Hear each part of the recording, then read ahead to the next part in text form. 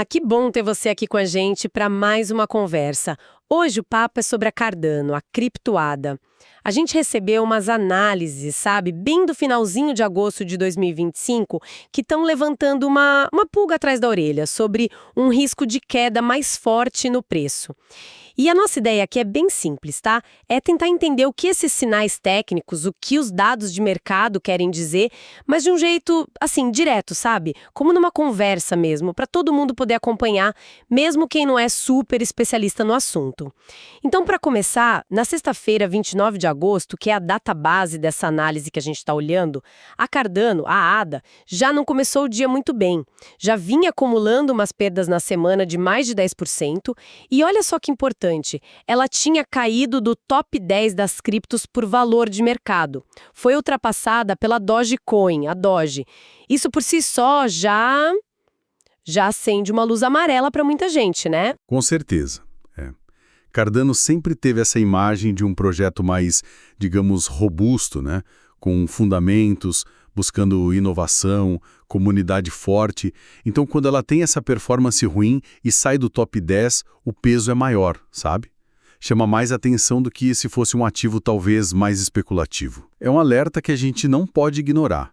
E o que a gente vai fazer aqui é justamente isso: investigar os gráficos, o movimento das moedas nas corretoras, o sentimento geral, para tentar montar esse quebra-cabeça, né?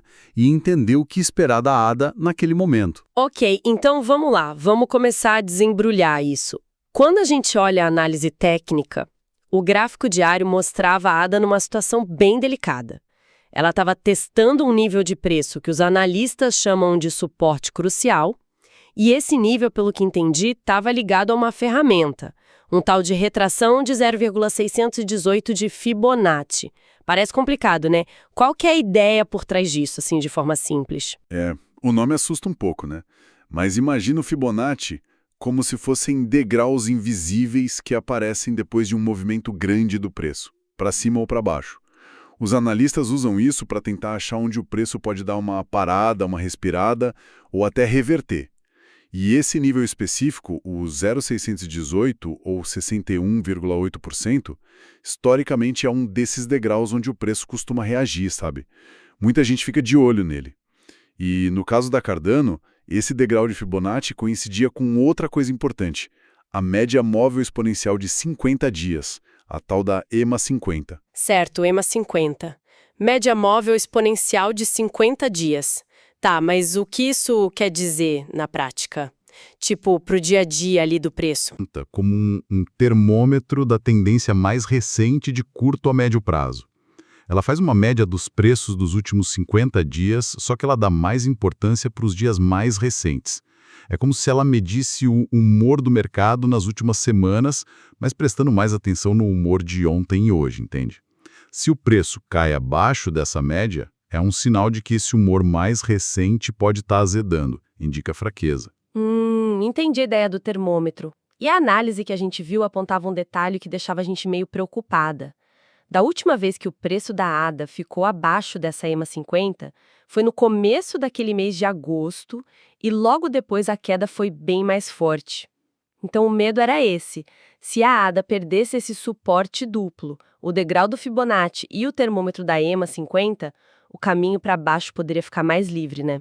Podendo levar o preço para buscar lá os 0,75 dólares ou até 0,68. Exato. E é bom notar que, do preço que a ADA estava na hora da análise, cair até 0,68 seria mais uns 15% de queda. É bastante coisa. O interessante aqui é justamente essa combinação, sabe? Dois indicadores técnicos diferentes, Fibonacci e EMA 50, apontando para a mesma zona de preço. Isso cria um ponto que chama muita atenção. Vira quase um ponto de decisão para o mercado. Se segurar ali, pode dar um alívio, mas se romper para baixo, confirma a força dos vendedores e abre espaço para cair mais. É um momento bem técnico. E a coisa parecia ficar ainda mais tensa, digamos, porque, além desse cenário no gráfico diário, tinha um sinal específico num gráfico de prazo mais curto, o de 2 horas. Identificaram a formação de um padrão com um nome, assim, bem sugestivo: Death Cross, Cruz da Morte.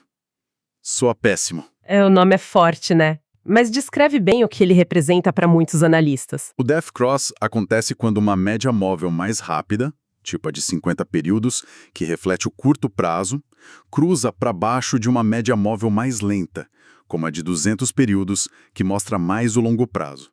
Visualmente, é a linha da tendência curta afundando abaixo da linha da tendência longa. O mercado interpreta isso como um sinal forte de que a tendência de baixa está ganhando força ou está se confirmando. Pensa como se fosse uma luz de alerta mais séria acendendo no painel do mercado para aquele ativo, sabe? E parece que tinha um histórico recente para dar mais peso a esse medo, né? A fonte mencionou que um cruzamento parecido tinha acontecido em julho e logo depois a Cardano foi parar justamente naquele nível de $0,68 que a gente já falou. Ou seja, não era só teoria, aconteceu antes. Exatamente. Esse precedente histórico faz o nível de 0,68 ficar ainda mais relevante na cabeça das pessoas. Não é só um número que saiu da análise técnica, é um patamar que o preço realmente buscou depois que um sinal parecido apareceu. Claro, né, histórico passado nunca garantia de futuro. O mercado sempre pode surpreender. Mas para muitos traders, para muitos algoritmos que operam sozinhos, esse tipo de repetição aumenta a chance percebida de que o preço vai testar aquele nível de novo. Aí fica a pergunta no ar. Será que a tendência de baixa atual tem força para repetir o filme? Ok, entendemos os sinais técnicos apontando para baixo. Mas como isso estava se refletindo no comportamento real dos investidores? No fluxo de grana ali nas corretoras, nas exchanges, naquele momento? A análise dizia que, nas últimas 24 horas antes dela, a maioria das ordens de ADA era de venda, mais de 51%. E o volume de venda passou de compra em mais de 100 milhões de dólares. Isso parece uma pressão de venda bem real, né? Sem dúvida nenhuma. Quando você vê o volume de ordens de venda superando de compra assim de forma tão clara, fica evidente que tem mais gente querendo se livrar das moedas do que gente interessada em comprar naquele preço. Isso joga o preço para baixo diretamente. Qualquer tentativa de subir fica mais difícil e cair fica mais fácil. É um reflexo claro do sentimento mais pessimista ou, no mínimo, mais cauteloso que estava dominando no curto prazo. Mas aí a análise trazia um dado que parecia ir na contramão disso. Gerava uma certa dúvida, sabe? Informações de outra plataforma, a CoinGlass, mostravam que, apesar dessa pressão de venda nas ordens, tinha mais moeda ADA saindo das carteiras das corretoras do que entrando. É o que chamam de fluxo líquido negativo ou spot outflow. Como que a gente interpreta isso se o pessoal está vendendo, por que estão tirando moeda da corretora? Esse é um ponto-chave e mostra como a análise nunca é preto no branco, né?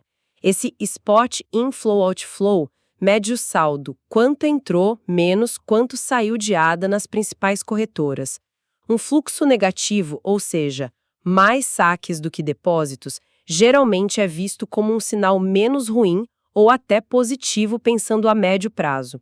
A lógica é a seguinte: se os investidores estão tirando ADA das exchanges, a ideia é que eles provavelmente não querem vender agora, no mercado aberto. Eles podem estar movendo para carteiras privadas para guardar por mais tempo, o famoso HODL, ou talvez para usar em staking ou outras aplicações DeFi fora das corretoras. Imagina que tem menos gente deixando a moeda ali na vitrine da loja, a corretora, pronta para vender. Se tem mais gente guardando em casa carteira privada, isso sugere que não querem vender agora. E isso, em teoria, diminui a oferta disponível para venda imediata e pode aliviar pressão de venda lá na frente. Ah, entendi. Então a gente tinha um cenário meio ambíguo, sinais técnicos bem pessimistas para o curto prazo, e isso era confirmado pela pressão vendedora nas ordens do dia, mas ao mesmo tempo tinha esse movimento de saque das corretoras que podia indicar alguma confiança de longo prazo por parte de alguns investidores. Não é uma leitura fácil, não. Exatamente. É a clássica briga entre os sinais de curto prazo e as possíveis intenções de longo prazo. Mostra que grupos diferentes de investidores podem estar agindo de formas totalmente opostas. Os traders de curto prazo talvez estejam reagindo aos gráficos e vendendo, enquanto os investidores de mais longo prazo podem estar vendo o preço baixo como oportunidade para comprar mais ou para mover as moedas para estratégias que rendem juros como o staking. A direção futura do preço ia depender de qual força ia ganhar essa queda de braço. Considerando essa complexidade toda, existia algum cenário para uma recuperação? Se aquele suporte importante do Fibonacci e da EMA 50 aguentasse o tranco, e se esse fluxo de saída das corretoras continuasse, teria alguma chance de virada. A fonte até mencionou uma tal de teoria de Elliott como uma possibilidade. Sim, mencionaram a teoria de Elliott, mas como uma hipótese otimista e bem condicional, sabe? Essa teoria é um modelo bem complexo que tenta mapear a psicologia do mercado em padrões, como se fossem ondas de impulso para cima e ondas de correção para baixo. A ideia que foi sugerida era que, se o suporte resistisse, essa queda atual poderia ser só uma onda de correção, e aí abriria caminho para uma nova onda de alta que, segundo essa interpretação específica, poderia levar a ADA para cima de $1. É um modelo que tenta olhar o quadro maior, além do barulho do dia a dia. Mas isso soa como um grande C, né? Quais seriam as condições para validar esse cenário mais otimista? O que precisaria acontecer? Totalmente condicional, é um grande se. Para ter qualquer otimismo mais firme, a primeira coisa seria, obviamente, segurar aqueles suportes críticos que a gente falou, não podia perder aquele patamar. E mais importante ainda, precisaria de uma confirmação de força dos compradores. Essa confirmação viria se o preço conseguisse romper níveis de resistência mais acima. A análise citava o topo recente lá em $0,96 como um nível-chave. Enquanto a ADA estivesse sendo negociada abaixo disso e principalmente sofrendo pressão nos suportes, o risco de cair mais continuava sendo o cenário mais provável. Ou, no mínimo, o cenário dominante. Romper o 0,96 seria o primeiro sinal claro de que os compradores estavam começando a retomar o controle de verdade. Até lá, era melhor ter cautela. Faz todo sentido. E essa incerteza em volta de um projeto já estabelecido como a Cardano faz a gente pensar na dinâmica do mercado cripto como um todo, né? Enquanto esses gigantes como o ADA enfrentam seus desafios, o mercado não para. Sempre tem projeto novo surgindo, tentando achar seu espaço. A análise que a gente viu até mencionou rapidamente um exemplo, um tal de SUBID token. Isso foi uma menção breve só para ilustrar essa dinâmica. O SUBID foi apresentado como um projeto novo, focado em usar inteligência artificial para criar uma plataforma de assinaturas. A ideia era conectar influenciadores e criadores de conteúdo com os fãs deles. O token nativo, o SUBID, seria usado para pagar as coisas lá dentro, para as assinaturas, para dar recompensas. A fonte até destacou os números, tipo a quantidade de criadores que já tinham se cadastrado e uma meta bem ambiciosa de usuários no mundo todo. Eles falaram também alguma coisa de staking e pré-venda. Poderia explicar rapidinho o que são esses termos? Só para quem não está familiarizado. Claro, pré-venda é como se fosse uma venda antecipada. É uma fase bem inicial, onde o projeto vende seus tokens direto para os primeiros investidores, geralmente antes de listar em corretoras grandes, e muitas vezes tem algum bônus, um desconto. Já o staking, de forma bem simples, é quando você trava suas criptomoedas para ajudar a rede do projeto a funcionar, a validar transações, manter a segurança. Em troca desse serviço, você recebe uma recompensa, normalmente mais tokens daquele projeto. É um jeito de fazer suas moedas renderem passivamente. No caso do SUBID, a fonte citava que eles estavam oferecendo um rendimento fixo de 20% ao ano para quem fizesse staking dos tokens que comprasse na pré-venda. Entendido. Então, incluir esse exemplo serviu mais para mostrar o contraste, né? Enquanto um ativo já consolidado como a Cardano estava ali brigando com indicadores técnicos, com o sentimento do mercado, projetos novos chegam com promessas de crescimento, novas tecnologias, tentando atrair o dinheiro dos investidores. É um lembrete constante de como esse mercado é dinâmico e muitas vezes bem arriscado. E aqui vale muito reforçar o aviso que a própria fonte deu, né? Tudo isso que a gente conversou aqui é informação, é análise de cenário. Não é, de jeito nenhum, um conselho para você comprar ou vender nada. A pesquisa individual, o famoso faça a sua própria pesquisa ou do your own research, é fundamental antes de tomar qualquer decisão financeira nesse mercado. Essencial mesmo. Precisamente. O mercado cripto é um ecossistema que muda o tempo todo.